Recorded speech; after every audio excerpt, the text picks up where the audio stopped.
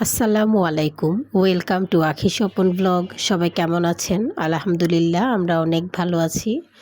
তো আজকে দুপুরবেলা রান্না করব ভেবেছি শ্বশুরবাড়ির মতো করে মাছের চচ্চড়ি। তো সেটা আপনাদের সাথে শেয়ার করব। এই রান্নাটা আমার হাজব্যান্ড, আমার বাচ্চা বেশ পছন্দ করে। তো এর জন্য আমি আজকে বেশ কিছু বড় সাইজের পাবদা নিয়ে নিয়েছি। তো এটাই করছি।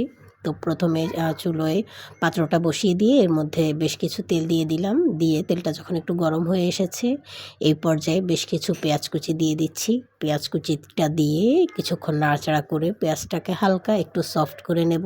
পেঁয়াজটা যখন সফট হয়ে এসেছে, এই পর্যায়ে আমি এর মধ্যে পানি অ্যাড করে দিচ্ছি। পানিটা অ্যাড করে আর এর মধ্যে আমি দিয়ে দেব পরিমাণ মতো বাটা মরিচ, একটুখানি হলুদ গুঁড়ো আর একটু পরিমাণ মতো লবণ, আর দিয়ে দেব রসুন বাটা। দিয়ে আমি সব কিছু দিয়ে এবার একটু ভালোভাবে নেড়ে মিশিয়ে নেব। তো এই পর্যায়ে ভালোভাবে নেড়ে সব কিছু মিশিয়ে বেশ কিছু সময় ধরে এটাকে ঢাকা দিয়ে রাখবো। ঢাকা দিয়ে রাখলে মশলার যে কাঁচা গন্ধটা আছে সেটা চলে যাবে। তো মশলার যখন কাঁচা গন্ধটা চলে যাবে, এই পর্যায়ে আমি আরও একবার পানি দিয়ে এটাকে ভালোভাবে কষিয়ে নেব। তো এই পর্যায়ে ঢাকনাটা উঠিয়ে আমি আরও একটু পানি অ্যাড করে দিচ্ছি। আরও একটু পানি অ্যাড করে আমি মশলাটাকে দ্বিতীয়বার ভালোভাবে কষিয়ে নিচ্ছি। তো মশলাটা ভালোভাবে কষানো হয়ে যাওয়ার পরে আমি এর মধ্যে বেশ কিছু পানি অ্যাড করে দেব। কারণ এই পর্যায়ে আমি যে পানিটা অ্যাড করছি, এরপরে আর কোনো পানি অ্যাড করব না। এটাতে মাছটা রান্না হবে, কারণ পাবদা মাছ একটু নরম মাছ, এটাতে অনেক বেশি পানি দেওয়া যাবে না। তো আর সুন্দরভাবে রান্না হওয়ার জন্য যে পরিমাণ পানি লাগবে আমি সেই পরিমাণটাই দিচ্ছি। দিয়ে এটা পানিটা যখন একটু ফুটে আসবে, এই পর্যায়ে আমি এর মধ্যে একটা টমেটো অ্যাড করে দেব। তো এরকম মাছের চচ্চড়িতে আমার কাছে টমেটো দিলে বেশ ভালো লাগে। তো টমেটোটা যখন একটু নাড়াচাড়া করে একটু সফট হয়ে আসবে, এই পর্যায়ে আমি মাছগুলো অ্যাড করে দিচ্ছি। আজকের এই পাবদা মাছগুলোতে অনেক ডিম হয়েছে, সবগুলোর পেটেই অনেক ডিম ছিল।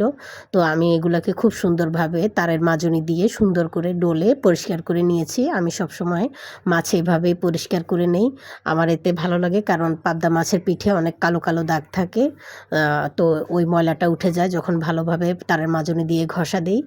তো পুকুর ঘাটে নিয়ে তো আর করা যাবে না, পরিষ্কার করা যাবে না, এজন্য আমি এভাবেই করি। তো এই পর্যায়ে আমি বেশ কিছু পেঁয়াজকলি অ্যাড করে দিয়েছি। শীতের এই পেঁয়াজকলি দিলে খেতে বেশ মজা লাগে, এজন্য দিয়ে আমি মাছগুলোকে একটু উল্টে পাল্টে দিচ্ছি। দিয়ে এই পর্যায়ে আমি কিছুক্ষণ ঢাকা দিয়ে রাখবো।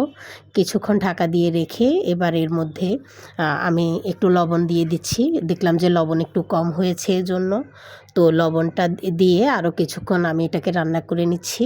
আরও কিছুক্ষণ রান্না করে এই পর্যায়ে ঢাকনাটা উঠিয়ে এবার আমি দিয়ে দেব এটার মধ্যে দুটো ডিমগুলো হাঁসের ডিম দিয়ে দিচ্ছি। তো আমার ছেলে আর আমার হাজব্যান্ড বেশ পছন্দ করে। আমি দেখেছি এভাবে আমার শ্বশুরবাড়িতে বিভিন্ন মাছের সাথে দিয়ে দেয়, তো খেতে বেশ মজা লাগে। তো আমার হাজব্যান্ড আর ছেলেও বেশ পছন্দ করে, এজন্য আজকে আমি ওদের দুজনের জন্য এভাবে দিয়ে দিচ্ছি। ওরা তো দেখে বেশ খুশি হয়ে গিয়েছিল। তো দিয়ে আমি এটাকে রান্না করে নিচ্ছি যেন কুসুমটা সহ ভালোভাবে সেদ্ধ হয়ে যায়। আর একটু ঝাল ঢুকবে এটার মধ্যে, এজন্য ডিমটা খেতে অসম্ভব মজা লাগে।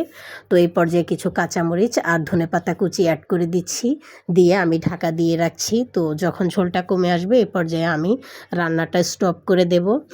তো আমার এই রেসিপিটা এভাবে কে কে বাসায় ট্রাই করে থাকেন আমাকে জানাবেন, আমাদের মতো কে কে এভাবে খান। তো আমার রেসিপিটা যদি আপনাদের কাছে ভালো লেগে থাকে তাহলে অবশ্যই লাইক করবেন, কমেন্টস করবেন আর শেয়ার করবেন। আর ফলো বাটনে ক্লিক করে আমাদের পাশেই থাকবেন।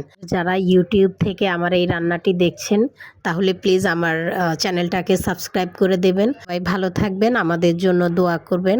আর এতক্ষণ ধরে আমার রেসিপিটা এনজয় করার জন্য আপনাদের সবাইকে অসংখ্য ধন্যবাদ।